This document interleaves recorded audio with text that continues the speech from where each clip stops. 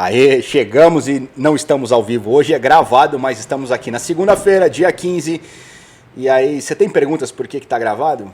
Depois a gente pensa se vai responder. Eu coloco aquele homem da voz grossa para falar com vocês já. Os recados importantes de toda vez. Vai fazer um canal de corte, tá liberado, tá tudo bem, faz lá, não tem problema nenhum. Mas marca a gente, senão a gente vai derrubar você. Segundo recado importante. Você já se inscreveu no canal, mano? Vai, gasta 3 segundos da tua vida aí pra se inscrever. A gente tá quase chegando nos 1000. A meta tá aí ainda, escrita na tela pra você. Falta pouquinho, ajuda, mano. O dedo não cai e continua funcionando. Isso é uma certeza porque eu testei. Eu já me inscrevi em uns canais e não morri. Nem perdi dedo, nem nada. Terceiro recado importante que eu não me lembro. Lembro, claro que eu lembro. Box 8. Já conheceu a galera do Box 8? Mano, daqui a pouco a gente vai mostrar melhor pra vocês, mas o que é importante você saber. Se por acaso você for lá lavar carro, moto, fazer qualquer serviço, chegar lá, falar que conheceu ele através do Ghost Riders, você tem 50% de desconto em qualquer um dos serviços. Espero que seja realmente em qualquer um dos e não só na lavagem, senão o cara vai ficar chateado comigo. Mas aproveita que eu errei mesmo e vai lá, já pede o desconto, porque, cara, 50%, caso você não queira, faz o Pix pra nós. Passando isso, agora sim, aquela hora da voz grossa para dar o boa noite para todos. E aí galera, boa noite. Hoje sem vídeo, sejam todos bem-vindos ao Ghost Riders Podcast. Vai lá, Luiz. Pois é, o Janzinho ficou tímido, agora deu um jeito de quebrar a câmera dele. Esquenta não, Jean, que eu vou dar um jeito de arrumar isso para você aparecer no próximo. Agora sim, entra a nossa vinheta pra gente já revelar o nosso convidado, que hoje eu tô prevendo histórias boas.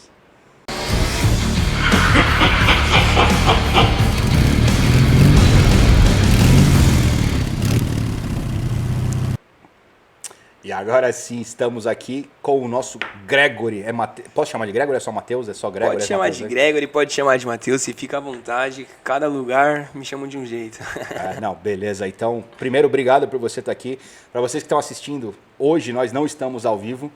A gente está gravando isso no domingo, o cara se deslocou num domingão de sol, finalmente depois de 15 dias chovendo, sei lá quantos dias. Ia jogar um futevôlei, né? Mas aí deixei de lado para estar aqui com vocês. Legal. Agora sim, agora vale o triplo, hein? Então, obrigado por ter vindo. Tenho certeza que vocês vão curtir a história desse cara aqui. Uma das, né? Várias das que a gente foi conversando ali, deixando em off algumas para poder revelar aqui. Mas... já para começar, se apresenta pra galera, quem é você? Não, e primeiramente queria agradecer estar aqui, né? Porque, Jean, professor nosso, quem não sabe, Jean, cara excepcional aí em toda a área da saúde. Então, pra mim, que é aluno, ele é um herói. Então eu falei, eu tenho que estar lá. Isso aí foi um prazer estar lá. Bom, mas pra quem ninguém me conhece, na verdade, né? Não, conhece, pô. Você tem lá, tem a galerinha que eu já vi que te acompanha. Não, mas meu nome é Matheus Gregory, tenho 22 anos, formado em fisioterapia. Além disso, eu faço música, faço poema. Tudo que me aparece, eu abraço, né? Então, faço música, faço poemas, sou missionário e... antes disso tudo aí, pra fazer tudo isso, eu vou de moto, né? Então... boa. Aí, você revelou ali nos bastidores que estava finalizando a facul, que faltam detalhes burocráticos para poder vir o diploma de... Isso, de fisioterapeuta, né? Estou me formando em fisioterapia. E aí eu terminei a faculdade, mas... a gente vai falar um pouquinho ainda sobre os acidentes, né, que já tive nessa vida. Mas por conta de um desses acidentes, eu tive que ficar um pouquinho afastado da etapa final da faculdade. Mas eu vou repor 15 dias e aí... por isso que eu falei que só detalhe burocrático. Mas aí a pergunta que não quer calar. A fisioterapia veio por conta dos acidentes? Isso aí todo mundo me pergunta. Mas na realidade... droga, eu achei que estava sendo mó criativo, né? Não. Mas antes eu era atleta, né? Então eu tinha bastante contato com fisioterapeuta, porque me machucava e tal. Me machucar já é uma rotina já de anos aí. E aí eu tive o contato com a fisioterapia, então decidi seguir essa área. E aí quando eu comecei a faculdade me apaixonei e segui firme aí nela. Tá, então, aí você falou que faz tudo isso de moto e tal, já a gente chega na parte da moto, você falou que era atleta. Isso. Quando você começou a carreira de atleta, você já andava de moto? Não. Não.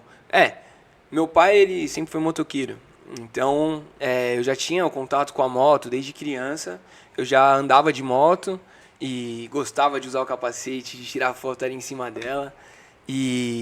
Só que eu era atleta desde pequeno, então dos 12 anos ali comecei a jogar bola em clubes. 14 anos foi onde eu comecei a até que me mudar de cidade para jogar bola. Então eu era uma criança ainda, um adolescente, né? Tá. Então não andava de moto. Pô, que foda. E como é que era isso de você... Cara, 14 anos, a gente acha que é adulto, mas Não. a gente só descobre que não é quando vira, né?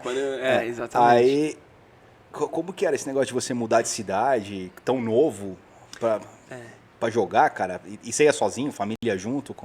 Então, meu pai ele é caminhoneiro, né? Então, ele tinha que trabalhar, tinha que estar nas outras cidades aí, viajando nas estradas. E aí era algo que me limitava bastante. E aí com 14 anos eu tinha que ir acompanhado, pelo menos os pais tinham que deixar no clube. Uhum. E aí, com 14 anos, eu já pegava ônibus sozinho, na época não tinha celular com internet, né? Sim. Então, parece que eu sou velho, né? Mas isso aqui é novo. Mas e aí eu pegava ônibus sozinho, ia até os locais, fazer os testes, né? As peneiras. E aí, quando era necessário eu ir para alguma cidade, ficar alojado, aí meu pai ele tinha que me levar. Mas aí, com 16 anos, eu fui emancipado. Sabe o que é ser emancipado, né? Sim. Emancipado é quando o pai libera ali para 16 anos, eu já corresponder com os meus deveres civis e etc. E aí, se vira maior de idade com 16 anos. Antecipa o rolê. Assim, Isso. Tá. E aí, com 16 anos, meu pai ele me emancipou. E aí eu já consegui ir para os lugares sozinhos, pegava ônibus sozinho, ia pro interior, ia para Minas Gerais, sozinho. Já ia correr atrás da... Sempre no esporte eu acabei correndo mais sozinho. Tá. Não, mas pô, que da hora, pelo menos não perdeu a oportunidade, não foi isso que o impediu, né? Exatamente. Tá, e aí, e por que parou com tudo do futebol, que é a pegada de 90% dos brasileiros? Eu falo, eu tô nos 10, tá? Tá nos 10. Cara, eu jogo futebol malemar no PlayStation, e ainda assim tomo o pau da molecada, tá ligado? Então... Tem filho, não? Tem. Ele dele que eu levo um cacete. Ele já ganha de você lá. Muito. Eu já cheguei a ganhar dele algumas vezes, mas tá difícil agora. Não, então, eu não sei se teria a sorte de alcançar essa galera aí, porque hoje o que a gente vê na TV é 3% da realidade do esporte em si. Caralho, 3%. eu achei que era menos até. Tá nessa faixa aí, mas 3% é o que você vê no Campeonato Brasileiro, no Paulista e tal, nas ligas europeias, 3%. Eu tô falando do esporte em si, não de quem sonhou. Quando você realiza o sonho, só 3% se destaca. Os outros 97% estão em divisões menores, não tem essa vida milionária, ganha... Aquele que ganha bem ainda ganha seus 5 mil, seus 7 mil. Tá. Então, no meu caso... Eu cheguei até a me profissionalizar, mas, a realidade era totalmente diferente. Era alojamentos com tremenda dificuldade. Era uma casa, 30 negros. Lá dentro era... Todos achando que são adultos? Todo mundo... quando eu me profissionalizei, eu já estava com os adultos, né? Então, imagina um menino de 17 anos ali, com um monte de adulto, morando junto. E aí... a sala virava um quarto, aí um outro quarto que cabia 2 pessoas, cabia 4, e aí a gente comia nada contra moela e carne moída, mas era isso a semana inteira. Não, hoje eu não consigo nem ver a carne moída, de tanto que eu comia. E era treino de manhã e de tarde, e aí você não sabia se vinha salário ou não vinha, então era bem dificultoso. Não sei se...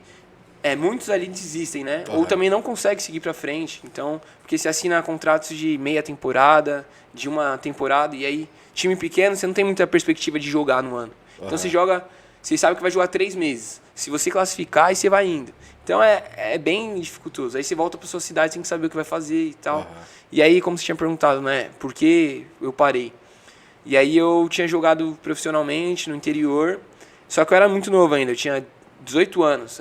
Eu tinha voltado do interior com 18 anos, aí eu já acelerei para tirar minha habilitação, aí tirei a habilitação e tal, aí virou o ano, e aí eu tava conversando já de assinar com um clube aqui de São Paulo, e aí nesse meio termo começou a ter a pandemia.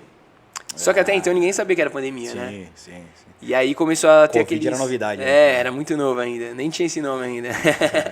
E aí não sabia o que era, e aí todo mundo se perguntando o que era, e eu lá no meio do meu sonho ali, também não sabia se ia dar certo futebol ou não, já tava até meio desiludido já. Uhum. E aí eu comecei a faculdade ali de fisioterapia, e aí eu falei, vou tentar conciliar com o futebol. Nesse tempo, eu não sabia se ia continuar no clube. E aí o que eu fiz? Para ganhar dinheiro, eu vou fazer entrega de moto. E aí nessa que eu fui fazer entrega de moto, foi eu tomar essa decisão.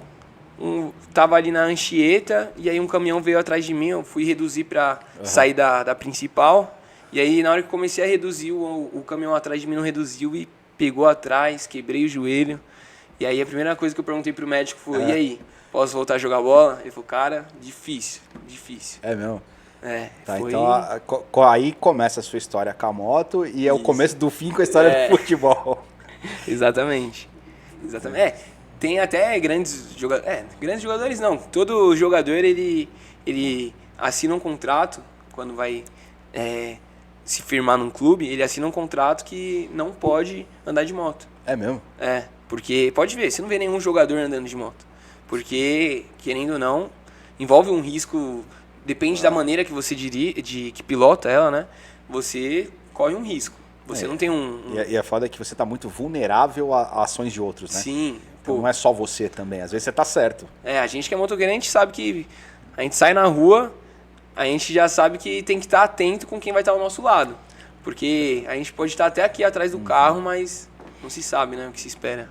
Não, mas sabe que no final do ano passado, até a gente falou assim, a gente tem que ficar atento. O pior é que às vezes nem isso é suficiente. Porque tem um amigo, acho que o Jean conhecia também, de um motoclube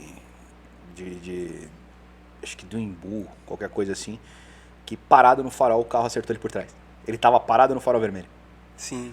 Sabe? Então ele morreu ali no dia. Nossa. E tem como falar que tipo, ele precisava estar prestando atenção, ele não tinha o que fazer. Ele tava parado num farol vermelho, sabe? Uhum. Então acho que é talvez por isso. A gente a gente depende dos outros. Mas perigo a gente sempre corre, né? Sim. A gente pode estar em casa e, Cai do no nada banheiro. cai um avião. Você não espera. Ou então até menos drástico, cair, tropeçar e bater a cara na privada. Sabe? Exatamente, Então a vida ela é propícia a dificuldades. Ela é feita pra dar errado. Então, às vezes a gente quer, depois desse acidente, todo mundo falou, você vai voltar a andar de moto? Só que eu falo, cara, aconteceu, já foi. Se eu tenho a oportunidade ainda de andar, por que eu não vou andar?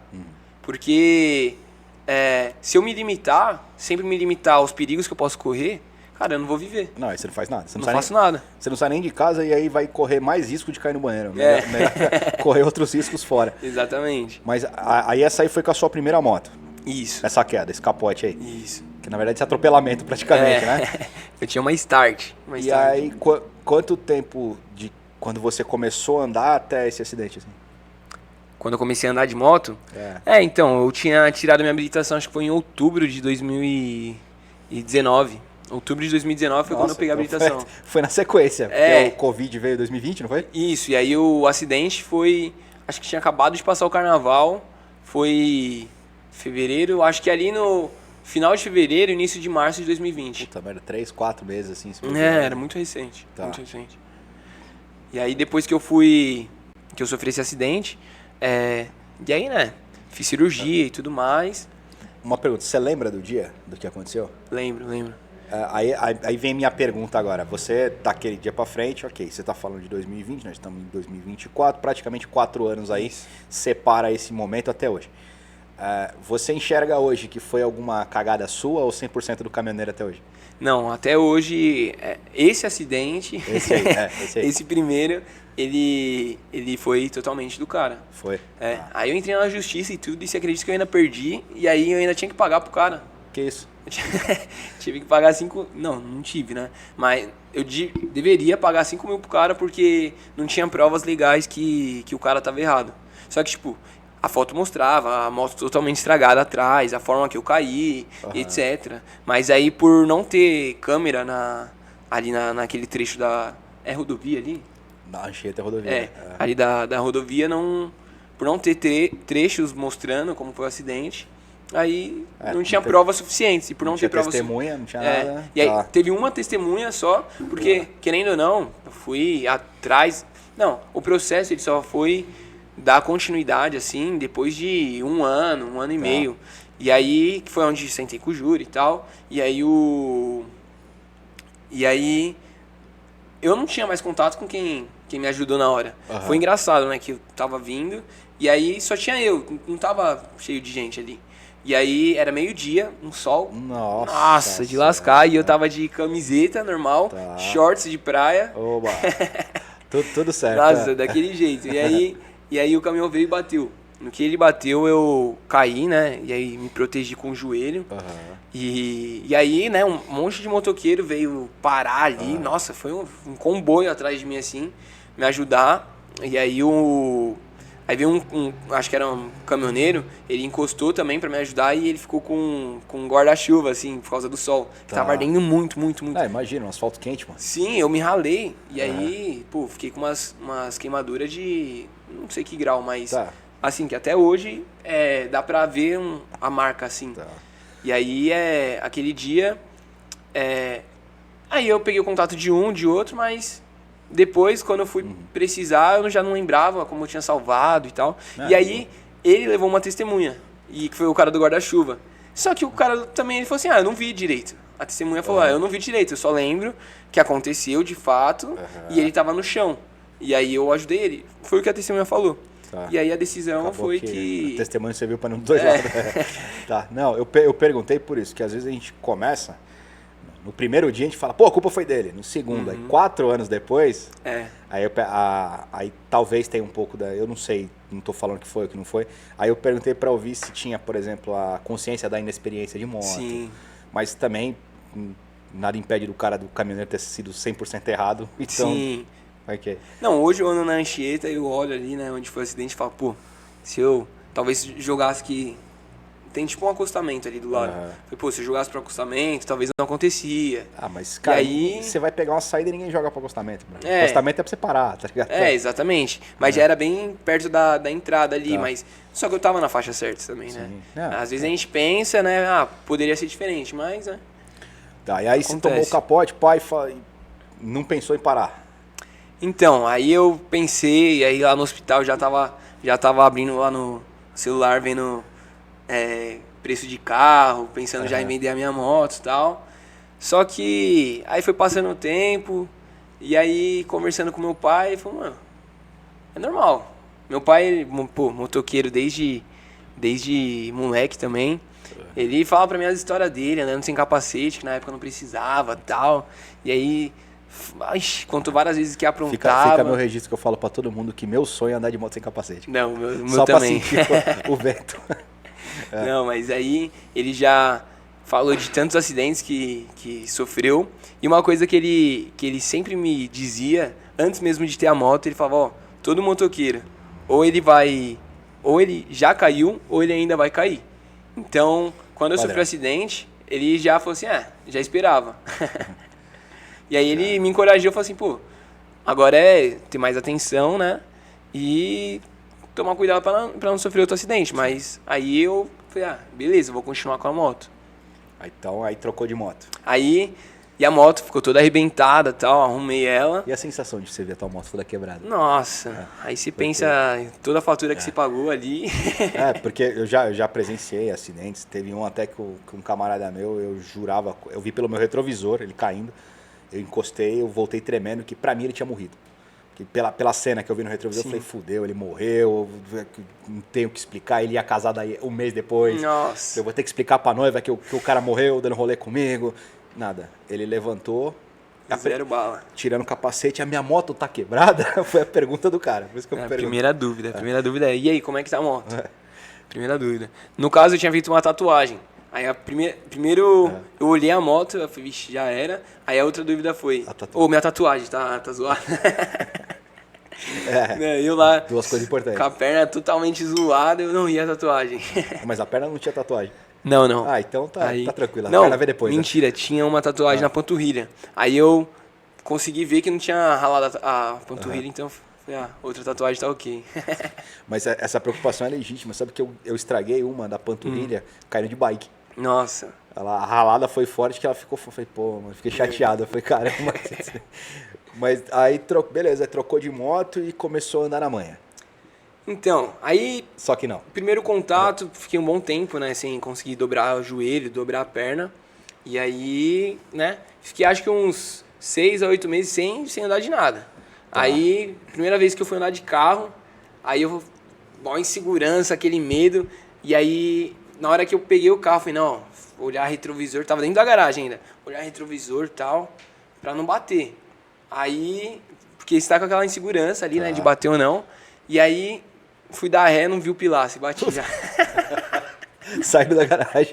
Eu olhei tudo ao lado, mas não vi o pilar, estava no meio. Aí, bati. Puta que pariu. Pra começar bem. Mas aí eu fui perdendo o primeiro medo de carro, né? E aí de moto, a minha garagem é uma, assim, moro num prédio, e aí tem uma garagem de frente ao prédio que eu deixo lá. E aí, né, vários carros e tem um, tipo, não é uma rua, mas um corredor bem grande. E aí eu comecei a andar ali de moto de novo, né, pra perder o medo. E aí fui, né, aprendendo novamente, ficava com medo ali no meio dos carros, pra pegar corredor, esquece. Ainda mais o joelho zoado. Então. Parece que fica pensando, vai bater o joelho, né? Sim, nossa, e aí você querendo jogar o joelho pra dentro, só que o meu joelho não conseguia ainda. Porque depois dessa primeira cirurgia, tive que fazer uma outra pra refazer a primeira cirurgia que não ficou tão boa assim, né? Na verdade, ele olhou assim meu joelho e falou, cara, vou tentar salvar ele aqui pra não colocar uma prótese. E aí ele, né, nem culpo ele de não ser tão boa a cirurgia, porque ele fez o que podia na hora. E aí depois que consolidou tal, eu retirei os parafusos e tal e voltei a ter o movimento da perna, normal. Mas antes, pô, não conseguia nem sentar direito na moto. Colocar o pé no pezinho ali. Era bem difícil. E aí... Mas depois, né, no meio dos carros ali, ficava atrás dos carros, sem passar o corredor. E aí daqui a pouco foi, não, vamos, né, tem que tirar o medo. E aí eu jogava aqui no lado, passava por um carro, opa... Tô indo bem. E aí foi indo, e até que voltei a correr de novo. Voltou de vez. Voltou, então, aí eu zoei falando assim, aí começou a andar devagar, porque eu já descobri também que você não anda assim tão devagar. Só depois do acidente você anda, depois você perde o medo. E aí, né, zoei a primeira moto, e aí todo mundo falou, agora vai vender, né? Vai vender a moto, parar com isso. E eu realmente vendi ela. Mas aí eu fui e comprei uma mais potente, comprei a Twister 250, sabe? Que ela parece que é bem mais do que 250. Não, a moto é boa, a moto anda. Aquela moto anda. E é pequenininha, é ágil, puta. Sim, é nossa. puta moto. Mas é pesadinha também, então, pô, bem legal. E aí, peguei ela, a primeira coisa que fui fazer, praia. Já acelerando, tuchando ela mesmo ali. Não, tem que soltar o motor, eu entendo, tá. Mas aí... Mas aí eu fui tendo outras experiências com moto também. Mas o primeiro acidente foi basicamente isso. Tá. Só isso. É. Só ficar com o joelho parafusado um tempo. Tá. Sem poder correr, sem poder... Pô, chegou uma época que eu não consegui mexer minha perna direito, né? E aí eu fui ver minha... fiquei 2 anos sem conseguir realmente movimentar ela. Na fisioterapia, como paciente... Era bem difícil, porque eu ia movimentar ela e tinha um parafuso. E aí sangrava. E aí era bem complicado fazer os exercícios. E chegou uma época que eu não conseguia mais fazer. E aí abandonei a fisioterapia, tentei fazer musculação, mas também não conseguia fazer a amplitude correta dos movimentos, né? Então, foi bem dificultoso para mim. Aí só depois da segunda cirurgia, já estava com essa nova moto. Aí só depois da segunda cirurgia consegui me reabilitar mesmo, fazer fisioterapia, eu olhava pra minha perna, eu via o osso da perna, o fêmur. Eu via literalmente o osso, porque não tinha músculo, não atrofiou, movimentava, né? atrofiou. E aí, subir escada, nossa, que dificuldade. Mas Como é que você andava com a moto? Você falou da Twister, pela Isso. posição de pilotagem. Você que não mexia o joelho. Como é que você fazia? Então, ela tem uma... Ela não é 90 graus, né? A perna não fica retinha. Você tinha que dobrar mais Tem que ainda. encolher a perna Nossa. praticamente. E eu não conseguia, eu chorava de dor. E aí eu sentava no banco do garupa. Aí eu ficava lá no banco do garupa e o corpo lá na frente, assim, pilotando. E aí era engraçado, tinha gente que zoava na rua e tal, mas era o jeito. Eu faria o mesmo. Mas, pô, pra andar em São Paulo é muito difícil andar de carro. E aí eu, de manhã, tinha que trabalhar num lugar, e aí, por causa da fisioterapia, então eu ia mais pela oportunidade do que pela remuneração, né? Então eu tava lá no Hospital das Clínicas, estagiando de manhã, de graça, e aí de tarde eu ia trabalhar e à noite faculdade. Só que saía de um lugar meio-dia, tinha que entrar no outro 1 hora. E era polos totalmente diferentes de São Paulo. Pô, Não, São de carro não Paulo... chega. Nem de metrô, nem de Você avião. ia nem- demorar, você não ó. chega de jeito nenhum. E ainda tinha que almoçar, tinha que comer. E aí eu ia de moto, né? Pô, mas e você aí... precisar desse luxo de almoçar, cara, você para com isso, né? Não, e era muito difícil pra ir. De carro eu tentei ir algumas vezes, aí eu tive que largar a mão lá do... Foi numa época que, pô, tava doendo muito meu joelho, e aí eu não conseguia nem andar mais na garupa, que eu encostei a moto por um tempo. E aí eu tentei ir de carro, não dava. Falei, até deixei de ir no Hospital das Clínicas por conta disso. Teve Por que conta dessa largar o dificuldade. estágio. Tive que largar porque ou eu ia de moto, não tinha outro jeito. Tá. A galera que não conhece Sampa, eu reforço, porque a gente tem bastante gente que não é de São Paulo que acompanha. E às vezes acha que exagera, a gente fala de moto, que não dá e tal. Cara, pra gente conseguir alguma coisa tem que fazer isso, né? Tem que fazer o estágio, tem que trabalhar, porque senão não paga, tem que fazer a faculdade, porque senão piora tudo. E aí vai pro estágio de manhã, 1 hora pra sair de um lugar, chegar no outro e ainda almoçar. E ainda almoçar. Cara, longe.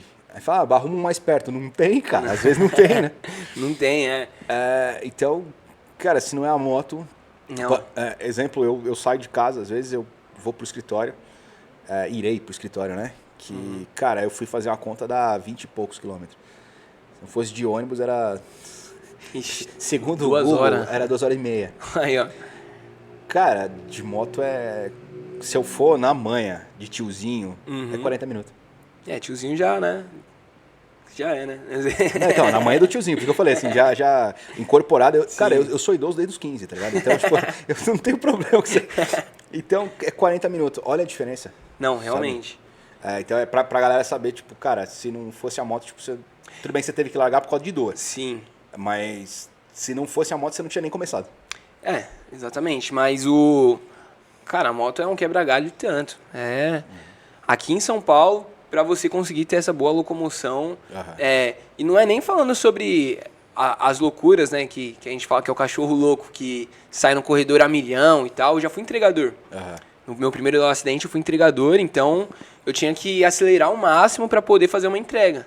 E é engraçado que eu sendo um cachorro louco, né, acelerando o máximo, furando todos os faróis que tem na frente, passando ali no meio de um carro e de outro, aí no cruzamento, se acelerando. Nesses jeitos aí eu nunca sofri um acidente. No dia que tava certo. No dia que eu dava certo, sofri um acidente. Eu acho que é isso. Talvez se o cachorro louco andar errado, é o certo. Porque se o certo, você se dá mal aí. Eu já vi um vídeo um meme no Instagram, e aí era engraçado que é na Índia, né? E na Índia não tem... Não sei como na é, Índia né? Não tem porra nenhuma. Se tem algum indiano aí vendo, desculpa falar mal da... Mas lá não tem farol. E os caras, tipo... Os caras conseguem se entender. Falam assim, não, agora vai você, agora vai esse, que depois vem esse e tal. E vira aqui, vira ali. Aquela loucura. E aí, sem policial. E o negócio dando certo, naquela loucura toda. Aí chegou um policial pra tentar pôr ordem no negócio e aí bateu o carro. E aí tava escrito assim, se o policial não atrapalhasse, ia dar tudo certo. Vai ver o cara se distraiu olhando pro policial, né? O que é esse doido? O que tá fazendo aí? É igual o cachorro louco. O cachorro louco, ele... Se tirar o jeito dele aí... Dá merda. Mas aí gerou outra curiosidade que você falou assim, eu tinha que acelerar ao máximo pra fazer entrega e tal. Sim. Por quê, mano? Porque você ganha por entrega, né?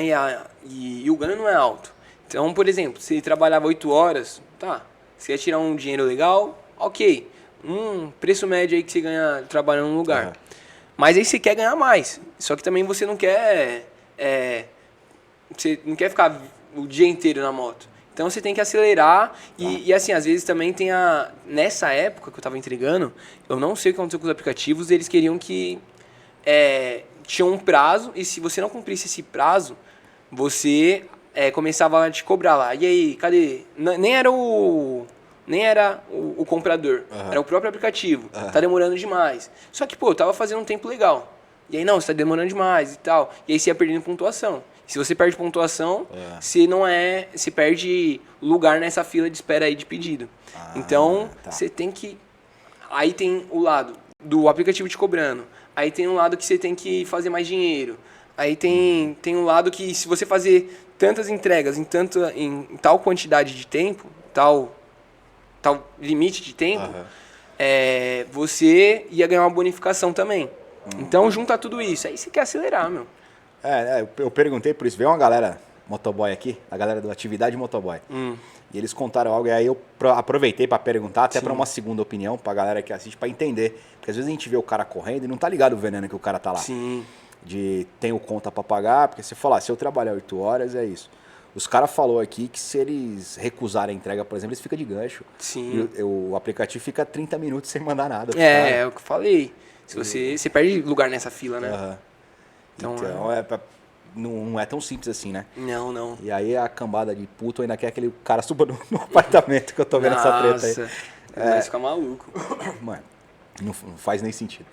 Mas aí depois do primeiro acidente, aí sim eu larguei pelo menos o meu trampo de motoboy. Tá, acabou a carreira ali. De motoboy ali, de entregador, eu parei. E aí eu fazia mais, né, tipo, meu rolê mesmo, sabe? Ou pra ir pra trabalhar em outros lugares, porque querendo ou não, você até estando certo, não vou falar, mas assim, de maneira mais cautelosa, você, mesmo de moto, você consegue ganhar um tempo lascado, comparado ao carro. Que eu te falei agora, de 2h30 de transporte público pra 40 minutos. E é o que você falou, você vai como tiozinho, pô. Então, mesmo você indo na maciota ali, você consegue chegar mais cedo, você ganha tempo com a moto. Então, eu continuei com a moto, mas é natural, né? Meu pai sempre falou dele correndo e tal. Eu gosto da adrenalina ali do vento batendo na cara e tal. Aí Tipos de pilotagem, cara, é foda. Cada um tem a sua, mano. E aí eu falei, vou continuar com a moto, né? E aí fui na maciota no início e aí você vai se soltando. Óbvio que você não vai fazer igual antes. Até hoje eu tô aqui na moto e falei, não, antes eu acelerava mais. Aí eu já tento ali acelerar um pouquinho mais, mas aí já bate aquele medo, aquela insegurança. Tem dia que eu fico traumatizado ainda. Tem hora que eu tô, por exemplo, vou pra praia. Vou de boa, tal, tô indo, e aí eu começo a acelerar por 110, 120. Ok, só que do nada dá uma crise ali e eu falo, mano, e se eu cair? E se acontecer alguma coisa, pegar uma pedra aqui e me jogar? Aí já começa a ter até ansiedade por conta dos socorridos já. Vou perguntar pro nosso psicanalista se isso faz sentido. Acho que o nome disso é maturidade, é isso, Gê? Maturidade, né? Tô ficando mais velho. É isso. Isso passa na cabeça dos tiozinhos, tá ligado? Sim. Às vezes eu tava falando a gente conversa com o Jean aqui, eu falo, cara, até 120 eu vou na boa. Sim. Eu vou olhando, você olha as coisas, tá? Passou disso, acabou. Sim. Que eu não consigo tirar o olho da estrada, porque, sei lá, se eu passo em cima de um prego então. e se escorrega no óleo, não sei se já aconteceu isso contigo, passar em cima de óleo na pista. Já. Mano, meu irmão, já a alma sai do corpo, na mesma hora. Até fazer download do espírito de novo, meu amigo. Não, você tá contando essas experiências, né? E aí eu lembrei de ano novo a gente sempre quer passar na praia, né? Da hora. E aí, tipo, mas se pega aí, que nem agora, Ubatuba ainda é um pouco mais longe. Sim. Mas eu passei, acho que... Um pouco mais longe, é longe pra cacete. Longe de moto demora pra caralho, vai chegar. Mas de carro, fui de carro, normalmente leva 2h40, 3 horas pra chegar. Eu fui de carro agora, dia 28 de dezembro. E aí peguei 7 horas de trânsito. Nossa senhora. Então, e aí a gente sempre quer ir pra praia e tal. E aí antes eu tava indo aqui só pra Santos, né? E Santos, Praia Grande. E aí eu tava E aí ia eu e um amigo meu. E eu falava, pô, eu não vou de carro.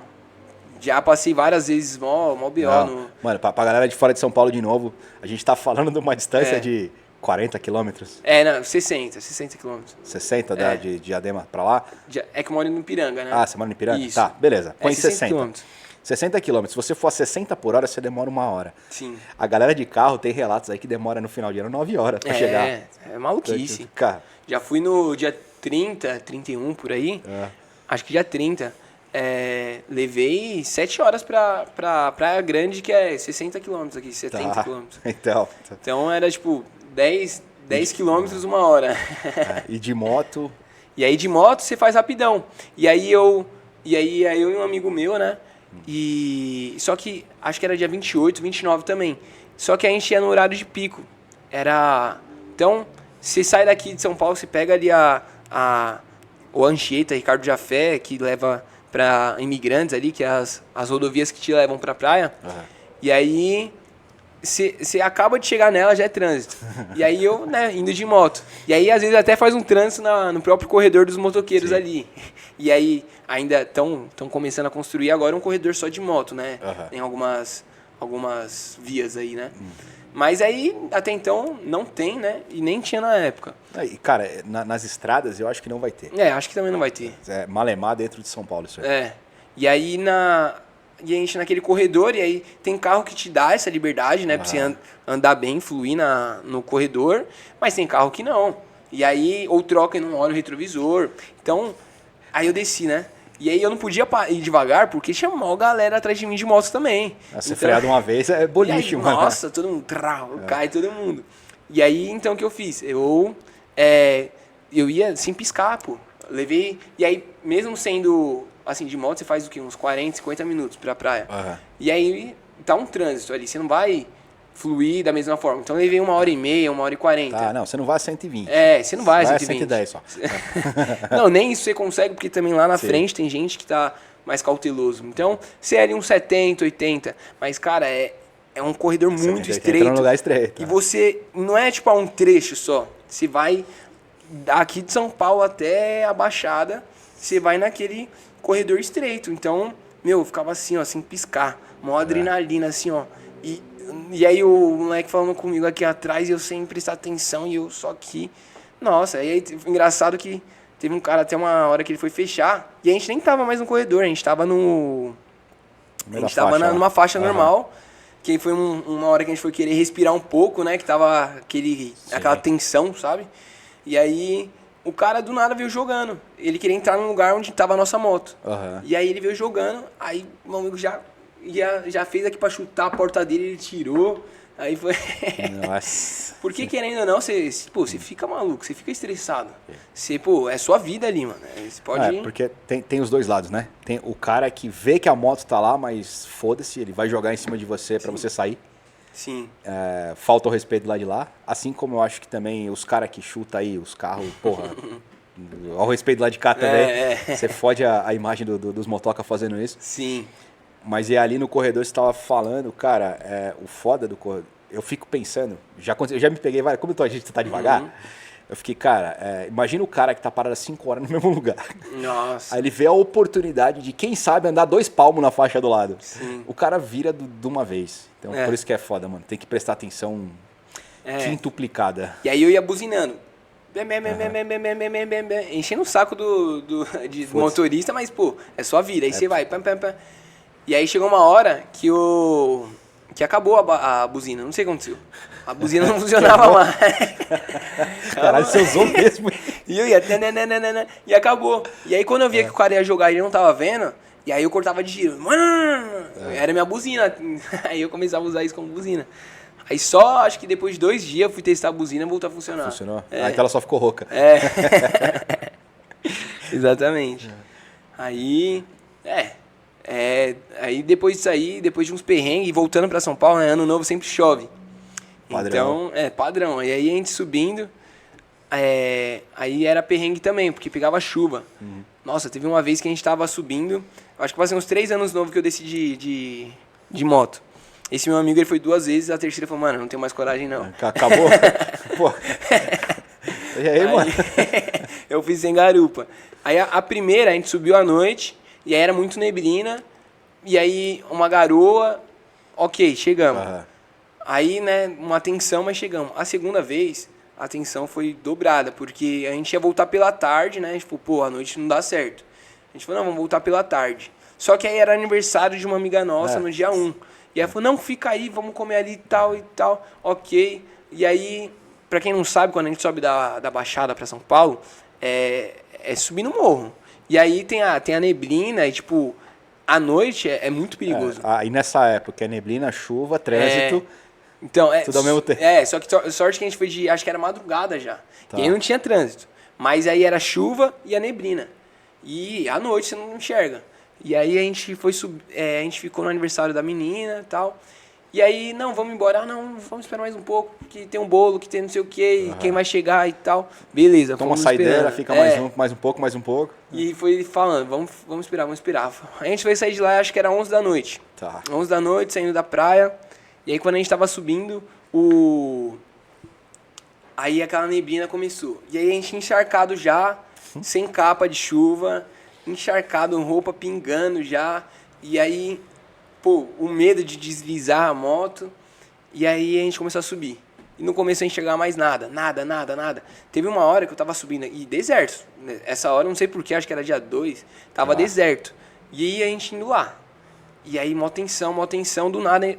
A gente indo reto, assim, eu mó atento, do nada apareceu um caminhão, assim, a 3 metros de distância. Aí eu já levei um susto, e aí do nada veio uns carros passando assim, e a gente com aquele medo do carro não ver a gente. Meu, aquela loucura toda. Aí teve uma hora que a gente encostou, e agora, o que a gente vai fazer, mano? Eu já achava que a gente não ia chegar vivo em São Paulo. Caramba! Não, juro pra você que eu achava que não ia mais. Eu falei, vamos ficar aqui. E a gente tava na segunda faixa. Também, que os caras tá passando 1 milhão. Aí eu falei, pô, vou à direita lá, né, que é mais devagarzinho. E aí a gente combinou, é o seguinte, eu vou indo aqui, eu vou atrás desse caminhão. Então, eu sei que ele tá na minha frente. Se os caras não ver a gente, pelo menos ver o caminhão. Porque o caminhão, né, mais iluminado. Então, se eu ir atrás dele, pelo menos a gente é visto. Tá.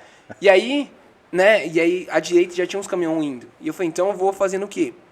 Eu vou... Quando eu for ultrapassar eles, você, que é a gente fala que é um mochilinha.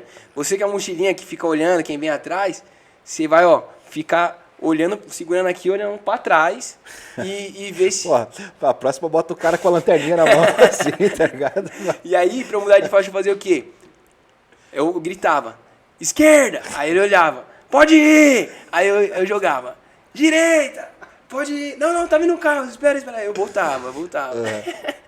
E aí, eu lembro quando a gente chegou, aí, pra quem não sabe, a gente vem aqui da Baixada, aí chega no ABC ali, né, São Bernardo, depois vem Diadema, aí chega em São Paulo. E aí, quando chegou em São Bernardo, que é onde termina o trecho de neblina forte, cara, foi um alívio, a gente começou a gritar, chegamos, tamo vivo. Vem 2021, vamos pra cima, deu certo. Novo, vivo. Mas a gente chegou ensopado, tênis, vixe, tava parecendo uma poça. Mano, depois eu vou te mandar depois no Instagram. Tem uns vídeos que eu postei lá, uns Reels da vida, que eu coloquei no título como Resident Evil, Subir na Serra. Aí, não, eu vou mostrar pra ele aqui. Enquanto eu mostro pra ele, hoje faz um favorzão pra nós. Coloca aquele vídeo do Box 8 pra galera vendo do que eu falei agora há pouco. Aí eu mostro o vídeo pra ele aqui. Tô querendo colocar essa promoção aí, que falou de 50%, fazer uma tatuagem lá, hein? Opa, já aproveita. O dia que a gente foi, o estúdio não tava pronto, cara. Quer dizer, o estúdio tava ficando pronto, mas já tá em operação. É porque a gente foi no pré-lançamento. O cara fez um evento pré-lançamento. Porque, mano, o cara foi inteligente pra caralho. Ele abriu tudo. Sim. Tudo bem que precisa ter um dinheirinho pra fazer isso, mas ele abriu, deixou a equipe toda. Quem chegava com o carro pra lavar, ele não cobrava. Ele usou aquele dia pra treinar a equipe. E aí ele falava, a lavagem custa tanto, eu não lembro, acho que era R$70. É de graça pra vocês hoje, se vocês quiserem deixar a caixinha pros meninos, deixa. E aí eles faziam mó gritaria, mó farra quando chegava a caixinha. Bom, a galera vai ver no vídeo aí. Manda aí, Jean. A gente, numa visita ao parceiro, Box 8. O cara é um lava rápido, tanto de carro quanto de moto. E, cara, muitos serviços aqui. Hoje foi o evento de lançamento e a gente veio prestigiar o cara e vamos mostrar pra vocês cada coisa. Mas é o seguinte, além da lavagem de moto, tem a parte de estética automotiva, tem uma barbearia sensacional, um bar, um lounge, um estúdio de tatu, que hoje, no momento que eu tô gravando aqui, ele não tá pronto ainda, mas em breve vai estar pronto. Mas eu vi que todos os serviços são de primeira. O Jean testou os serviços, eu vou colocar a imagem do cara pra vocês aí.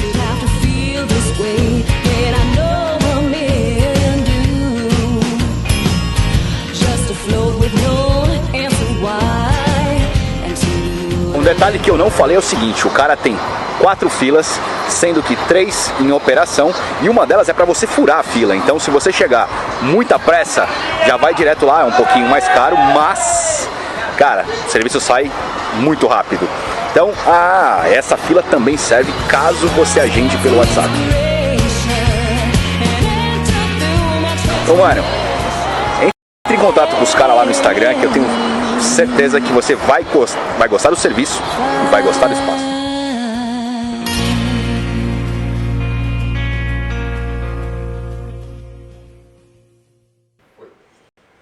Isso E é isso, legal, então, hein?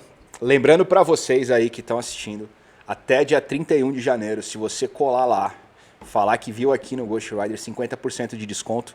E eu vou deixar o contato do cara aqui na descrição, então o Instagram, o endereço e tal. Chega lá, procura... E eu ia falar o nome do cara, olha que vergonha, eu esqueci. Tudo bem, procura e chega lá, fala, vi no Ghost Riders, funciona. Pode acreditar. Então, já é perto da tua casa, já cola lá, pô. Eu já vou ser o primeiro a ir lá, já usar essa promoção. Boa. Aí, esse desconto. Boa, é válido pra isso. todo mundo. E aí, o cara faz um trampo legal. O Jeanzinho saiu de lá, digo até que mais bonito, o cabelinho cortado. Saiu uns 10 anos mais novo ali, não saiu não? Não, não exagera. Aí por si, né? Eu ia cortar o cabelo, mas aí eu falei, pô, a tiazinha... Não tenho, né? Não, eu sentei lá, ela falou assim, mas... Só tem o que isso? fazer. Falei, tia, não dá pra fazer degradê, topete, pá, não vai rolar. Mas, pô, puta lugar No legal. seu caso é invertido, né? Ele começa daqui então, pra baixo, podia ter feito degradê. a barba. Droga, perdi a chance. Mas eu volto. Quem sabe ele me dá 50% também. Eu vou falar que eu vi aqui. Aí, ó, tá vendo? Boa. Então, aproveita, corre, vai lá. Não precisa correr não, não precisa correr tanto, porque é até o dia 31. Mas se você for agora, ó, a gente tá vendo na segunda. Se você for durante a semana ou final de semana, você pode ir mais de uma vez. Então, vai, aproveita. Aproveita. Eu não sei se você gosta de desconto, eu gosto. Perco uma. O Jean tava falando pro Jean que eu tenho um lado turco na hora de negociar, tá ligado? Então, modo turco on. Ninguém Se é segura. bom de lábio ali, Não, mano. Ixi, 10% aqui, se for no dinheiro, se... chora, parceiro. Mano, é que a gente tenta enrolar de tudo quanto é jeito. Ai, tá certo. Aí, beleza, você falou da moto e tal, falou dos rolês e tal, mas eu tenho um assunto pra segunda parte aqui que eu fiquei muito curioso, acho que a galera pode ficar também. Você falou do negócio das missões, você é Isso. missionário e tal. E aí você falou que ficou 2 meses na tribo, é isso? Fiquei 2 meses, 2 meses numa tribo indígena, lá na região da Amazônia, Tá. mas no Amazonas, né? Dentro de uma tribo, Baré. E aí eu cheguei em Manaus, peguei um barco, e esse barco ele leva de 6 a 7 horas de viagem. E aí, né, vai mó galera dentro do barco. Assim, Como é que é esse barco, mano? Porque você falou, a hora que você falou pra mim assim, não, demorei 7 horas dentro do barco. Eu falei, caralho, pera, 7 horas dentro do barco, mano. Porque você não é um cruzeiro, porra, é um rio. Como é que é isso? Então, mas esse rio, a gente tava dentro do... Qual é o nome do rio? Rio Negro. Tá. E aí, bem conhecido, né? Rio Negro, aí tem até aquela dupla, né? Rio Negro e Solimões. Uhum. São 2 rios bem conhecidos e grandes dentro da região amazônica ali, principalmente aqui na parte do Brasil.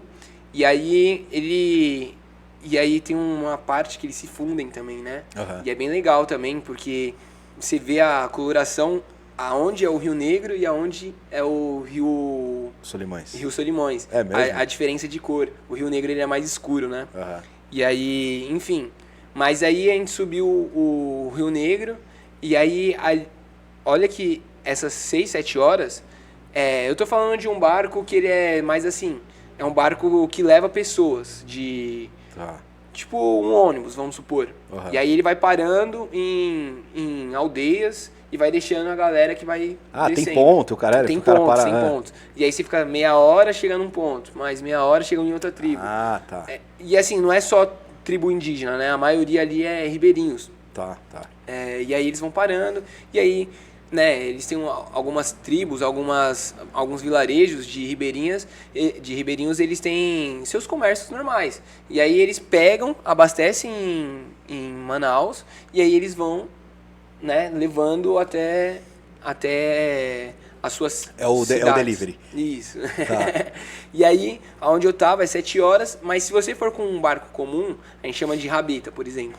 Uhum. A rabeta, ela é um motor, é um barquinho, uma canoa com motor. Tá. E aí você já leva, das 7 horas, você leva 13. E aí se você for... O barco menor demora mais? Demora mais. Eu achei que era mais rápido, mano. Depende muito do motor, né? Então, por exemplo, na tribo que eu tava, a galera não tinha uma condição a ponto de ter um barco é um preço de um carro. Sim, cara. Então, não tinha essa condição e aí eles usavam a rabeta. Ela já era mais em conta e aí você conseguia se locomover de uma aldeia para outra ali. Tá. Mas você não conseguia ir até Manaus, mas gastava muita gasolina, gastava também... Tá. Era desgastante a viagem também, perigosa também a viagem, porque o Rio Negro, ele é largo, ele é imenso. Tá. Assim, na aldeia, você olhava, parecia que você estava na praia e você ver terra no outro lugar ali era muito distante. É mesmo? Mas assim, a vista era linda também. E aí, onde eu estava ainda era a parte baixa do Rio Negro.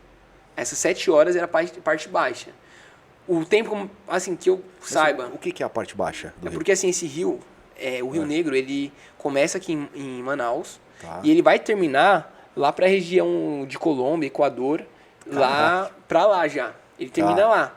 E aí ali já é fronteira, né, com esses lugares, e para lá as tribos, né, já não tem tanta influência de Manaus, elas já são mais culturais, assim, elas preservam sua cultura. Mais isolada, assim mesmo. Isso. Tá. Elas são mais isoladas e elas preservam mais essa cultura. Tem até lugares que o Cariúa, que a gente fala que é o estrangeiro deles, né? Tá. Que seja homem branco, homem negro, mas qualquer pessoa que não seja indígena é o Cariúa.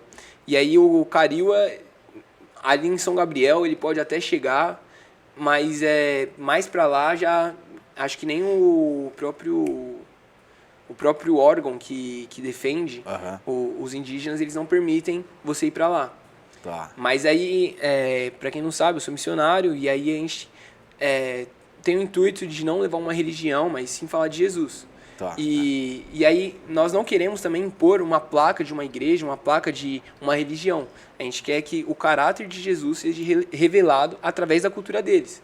E aí quando a gente foi para essa tribo, o intuito maior era resgatar a cultura e apontar através da cultura o caráter de Jesus. Porque a gente vê muito por aí pessoas querendo impor algo e não é essa a ideia. Não é essa a pegada. A gente crê que Deus ele deu a cultura e através da cultura a gente quer encontrar Jesus. Mas aí, eu ainda tô curioso com o barco, mas senão, só para não ficar enchendo de pergunta do barco, você falou aí, você chegava lá, não era para impor a religião e tal. Mas aí vocês iam só para isso ou vocês prestam algum outro tipo de serviço lá na aldeia? Então, É aldeia ou é tribo? Eu fiquei confuso. É a mesma coisa? Mas não tem o politicamente correto, assim, não tem? É que a aldeia é o espaço, né? Aqui, por exemplo, eles eram da tribo Baré, que ela se percorre por toda a margem do Rio Negro. Tá. E aí, enfim... Quando os homens brancos chegaram, os portugueses, né? Ela foi dissipada, uns foram para um canto, outros para outro. Você sabia que Manaus, o nome Manaus era de um povo indígena, né? Manaus. Sim. E aí eles tinham uma predominância ali e tal. Mas aí com a influência do homem branco, dissipou isso. Mas ainda tem muito indígena ali, mas a cultura já foi bem influenciada. Mas ali, a gente estava 7 horas de Manaus, de barco, mas mesmo assim tinha uma influência da cultura do homem branco ali, né? Tá. E aí muita gente não queria ter não queria mais se identificar como indígena. E acontece muito isso. E aí, enfim, a gente foi lá. Mas por quê? Desculpa cortar. O cara, ele quer ser igual o amiguinho de Manaus. Exatamente. E aí tem um acesso a... Ali tinha um ponto de Wi-Fi, que era bem limitado, assim. Mas aí vai pra Manaus às vezes. Aí você vê um contato com um mundo totalmente diferente do que você vive. E aí vai querendo, né, aquilo ali de... Se o cara tem essa pegada, já que às vezes a Sim. pessoa tem uma pré-determinação a gostar do celular. É...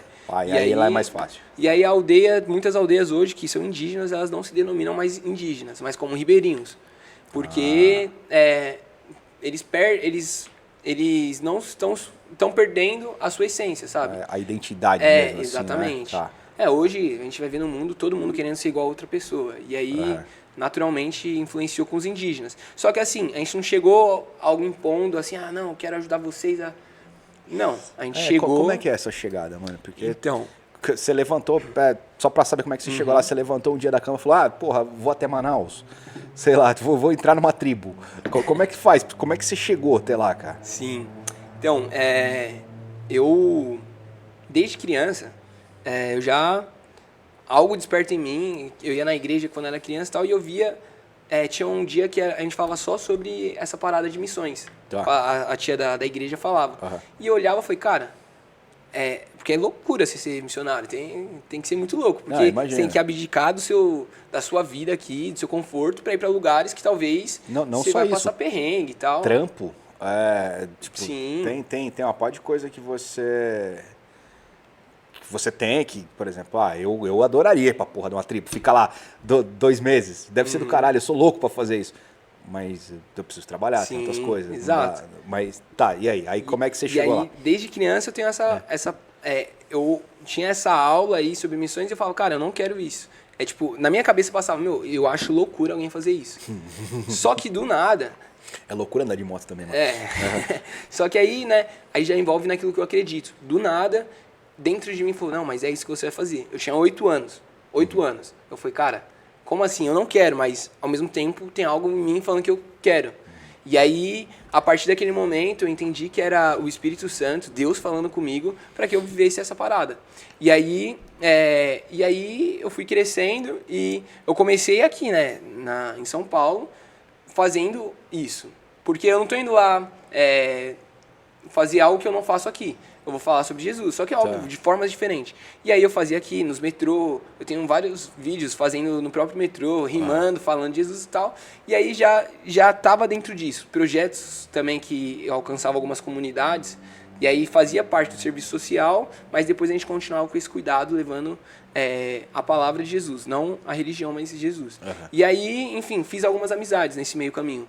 E aí acabei fazendo algumas viagens para o sertão nordestino, aonde pontos que necessitavam do auxílio, tanto assistencial quanto também a necessidade da esperança, de ouvir sobre Jesus. Sim, e aí de um carinho, vamos chamar assim, né? Sim, e aí eu acabei indo para esses lugares.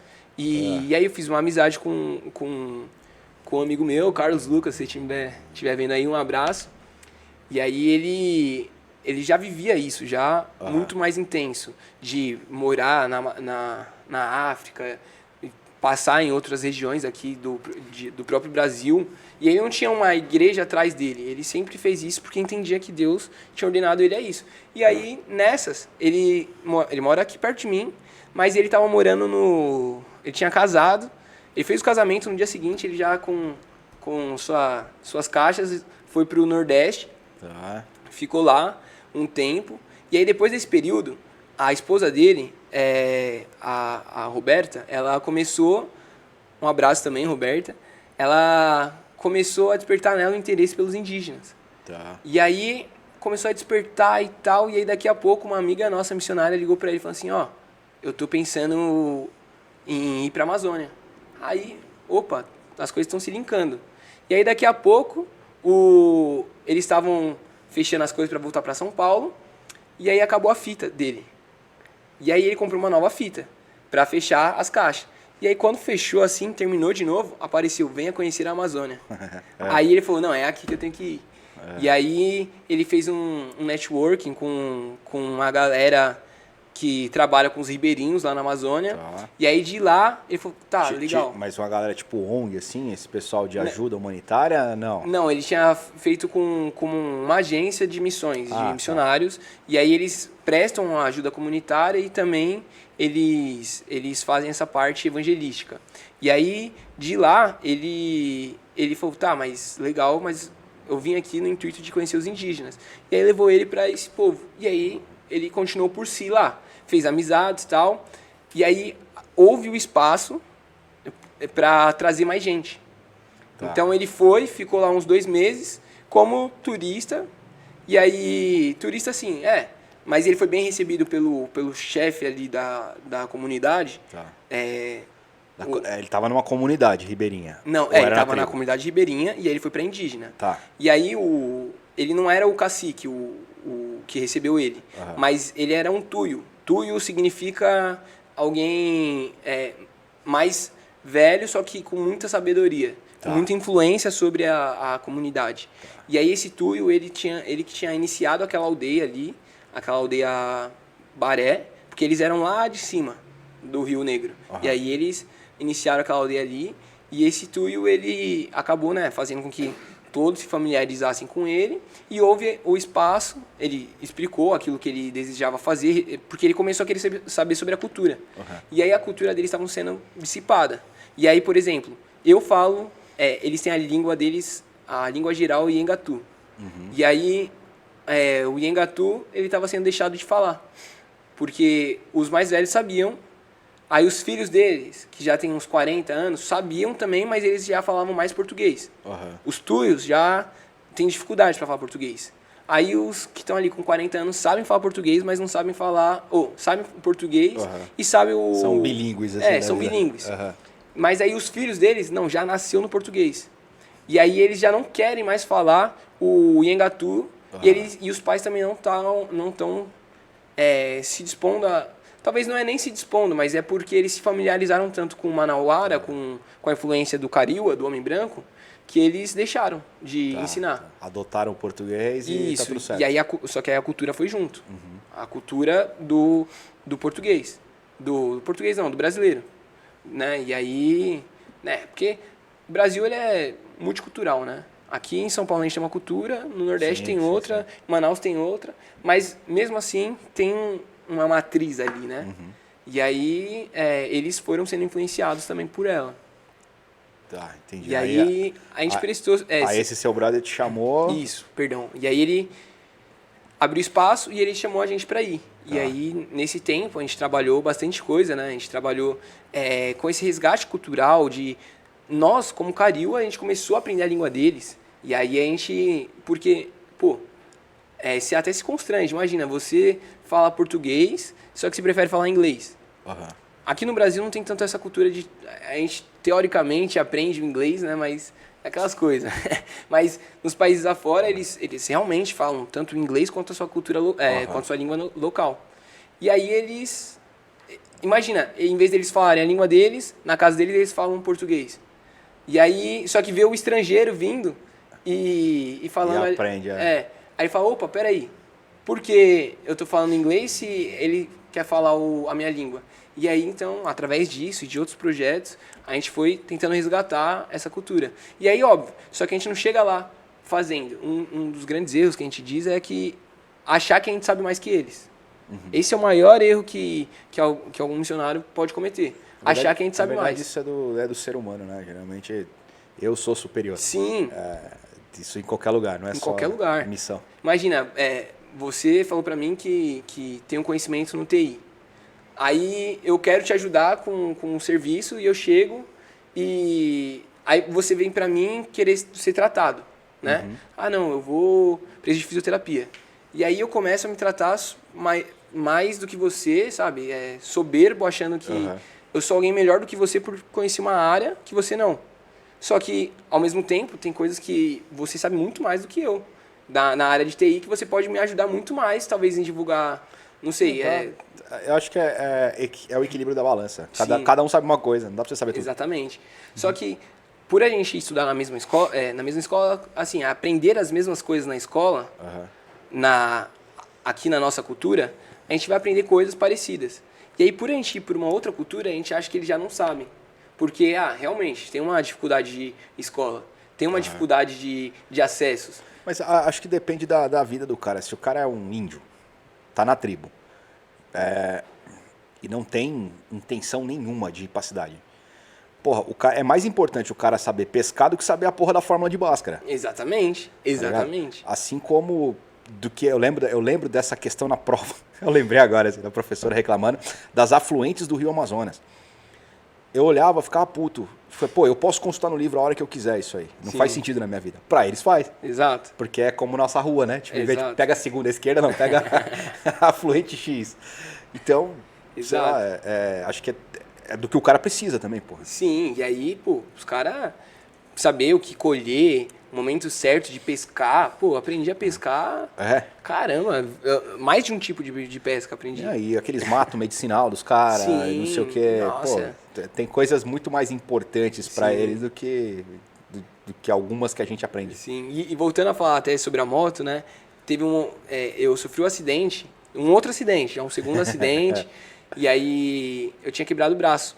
Tá. E aí nessa que eu quebrei o braço, tipo, já tava tudo planejado já pra eu ir pra Amazônia. E aí eu já tinha tudo planejado, faltando um mês certinho. Era dia 23 que eu ia viajar, de junho, aí era dia 23 de maio, junho, né? Isso.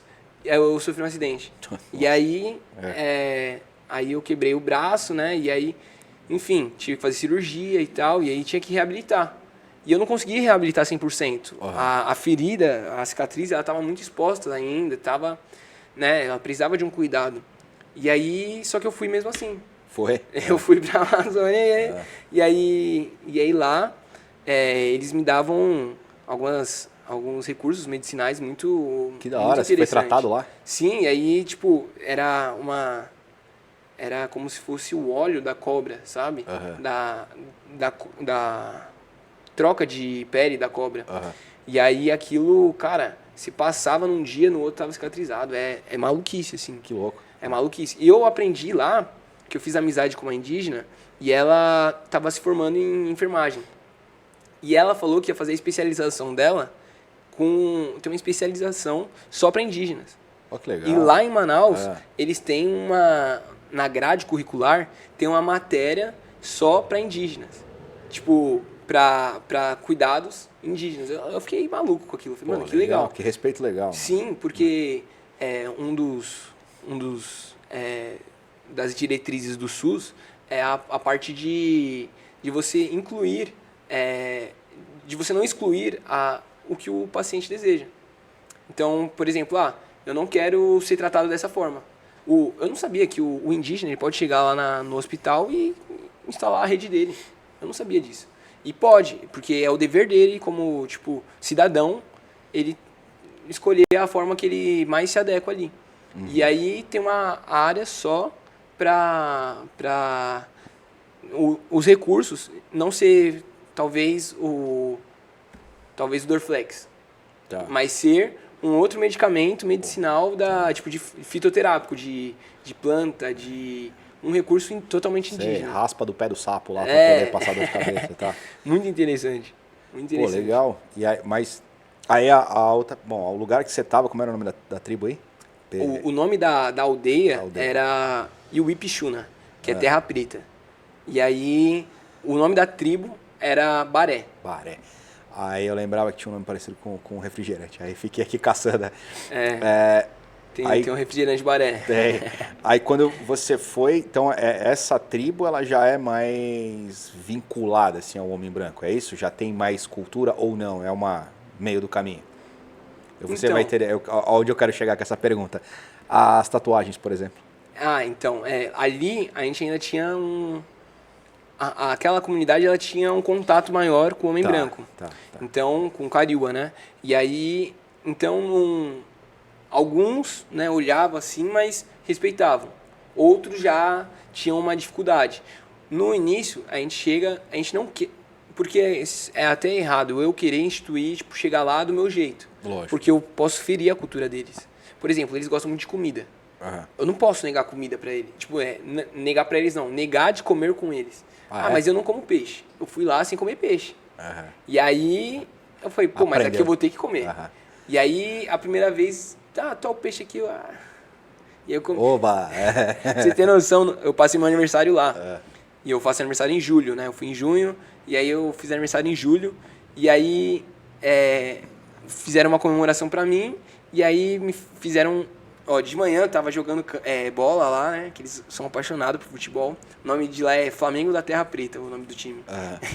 E aí, eu tinha visto uma ave, uma arara, um papagaio.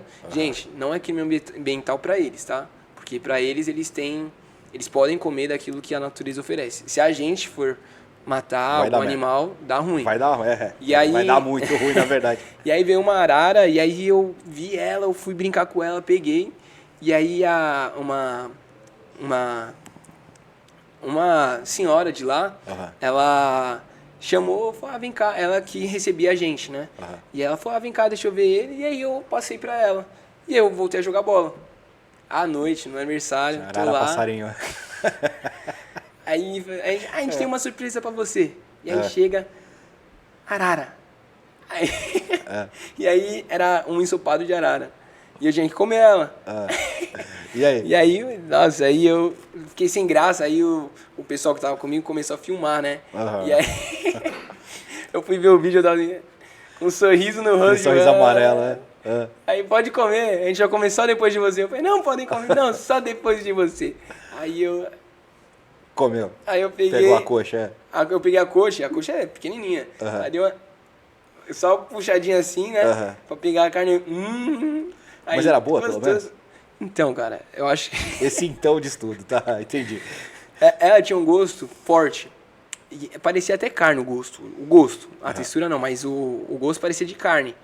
Só que tem a aflição que você já tem e tal. E eu achei dura. E aí eu falei, boa, né? Dura. Ela, não, é porque eu deixei cozinhar menos. Aí ela também cozinhou menos. Eu, putz.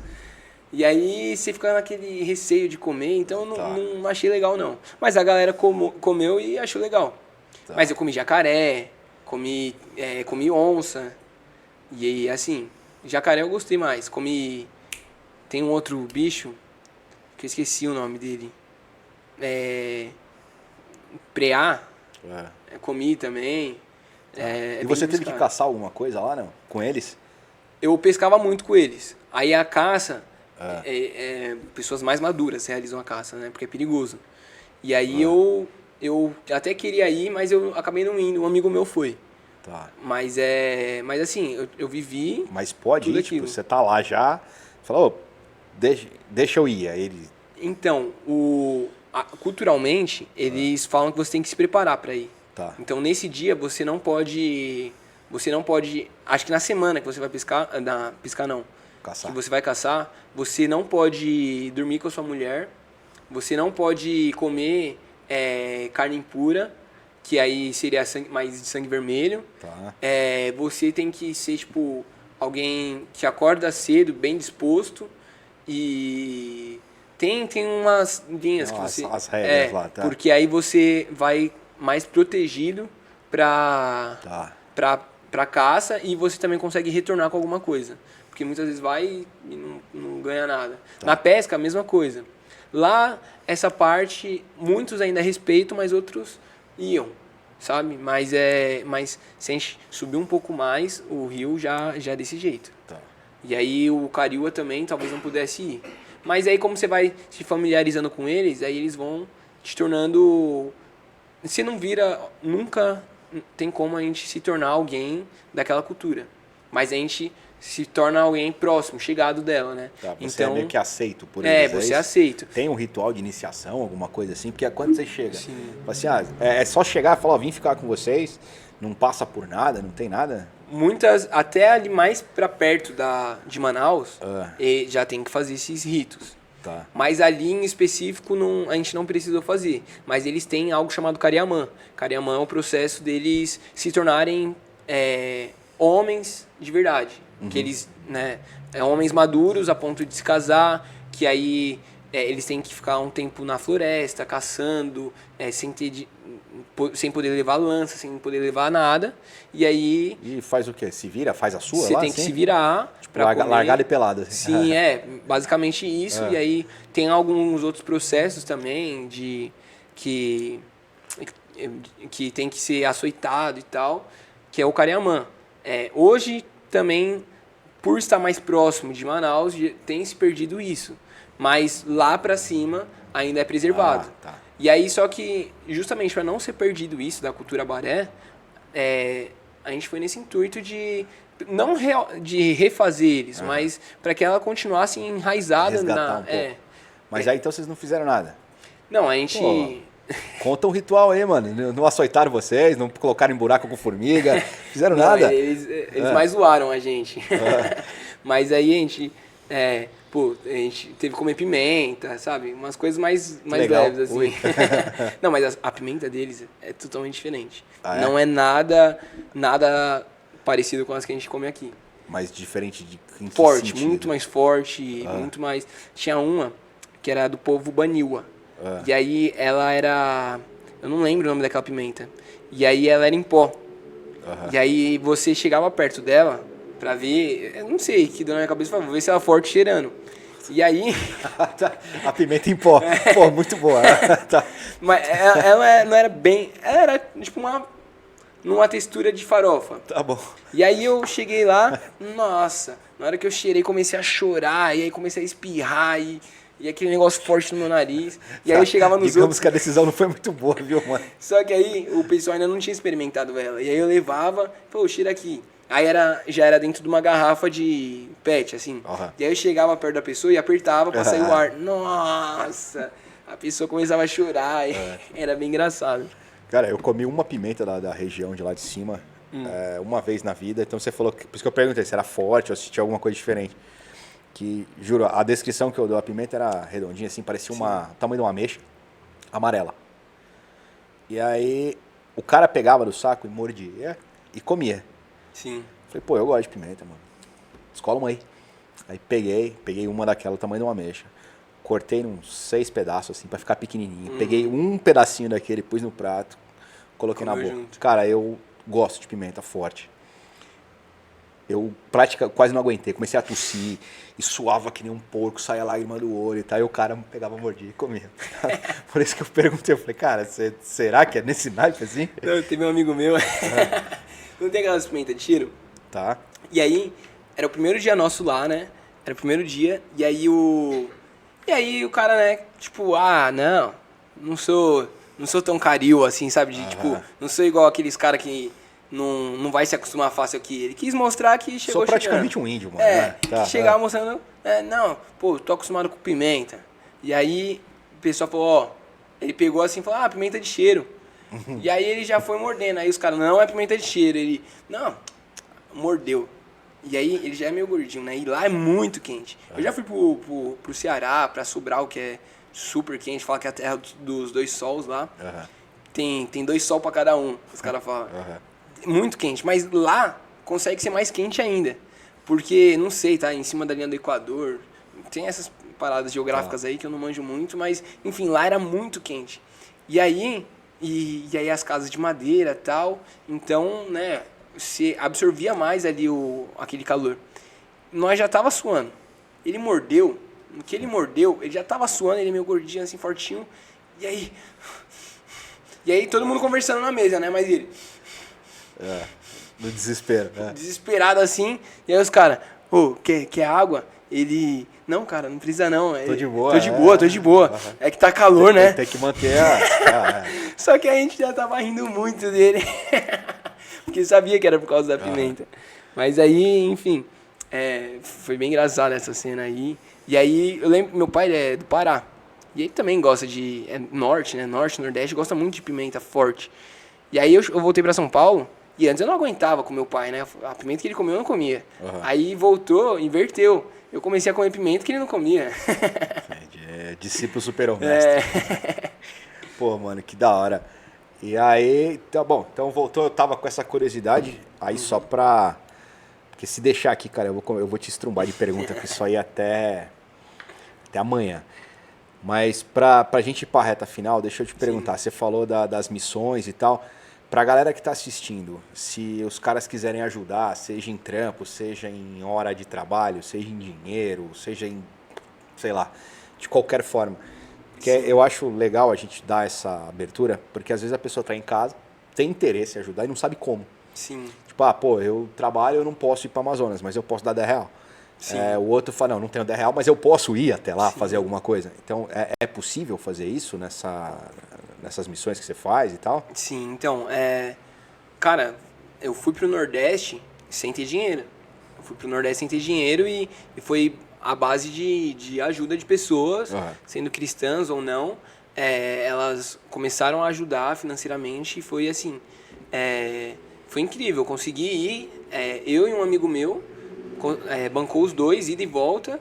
E também a gente conseguiu, por exemplo, pagar o dinheiro do ônibus para ir, porque a gente chega até lá, né, tem que ir para outros lugares. E aí pagar o dinheiro do ônibus e a gente ainda fez algumas cestas básicas com esse dinheiro. Legal. Que a gente conseguiu suprir a necessidade da galera lá. A gente fez até poço de água. Enfim, eu posso estar deixando o Instagram, lógico, que aí a pessoa pode acompanhar tanto a nossa equipe, quanto também pode me seguir no Instagram, conversar comigo a respeito disso. A gente aceita assim uma ajuda financeira. Aqueles que se interessarem também em ir podem estar conversando com a gente pra gente estar explicando um pouco melhor também sobre toda a situação. E aí não sei se vai deixar por aí, mas pode falar o arroba, mas aqui na descrição a gente vai deixar também o link e tal. Fechou. Então eu vou até olhar o da equipe, porque... Não se preocupa. Tá na descrição de qualquer forma. Você que tá assistindo aí, quiser dar uma ajuda financeira, quiser ir junto, quiser, sei lá, pergunta pros caras o que pode, né? Tô eu falando aqui que dá pra você fazer, nem tô ligado. E aí, o meu Instagram pessoal é gregory.m01. Tá. Aí pode conversar comigo através dali. Agora, o projeto nosso é Farland Move Mission. Tá. Farland, deixa eu confirmar aqui mesmo. Isso. Farland Move Mission. E aí a gente fala, lá a gente coloca algumas das nossas viagens, a gente mostra muito ali a ideia do nosso projeto. E aí agora tem a Farlands Move Mission e tem a Farlands Nordeste também, que é voltada para o povo nordestino, que a gente está instituindo lá uma base. E lá vai precisar muito de recurso, porque, como eu falei, a gente não quer ferir a cultura, mas a gente quer que a própria cultura, através daquilo que Deus revelou na cultura deles, eles propaguem aquilo. Então, uma igreja totalmente genuína deles e tal, a forma deles adorarem. E aí no Nordeste a gente está instituindo uma base, e essa base a gente vai para lá para ajudar, preparar, e depois vai deixar com os próprios nordestinos para tomar de conta lá. Então, vai ter o link com o projeto, sim, mas só que não por... Quem vai impor as coisas lá são os próprios nordestinos. E aí a gente também está precisando de recursos. Isso. E precisa de recurso, né? Todo mundo sabe, obra.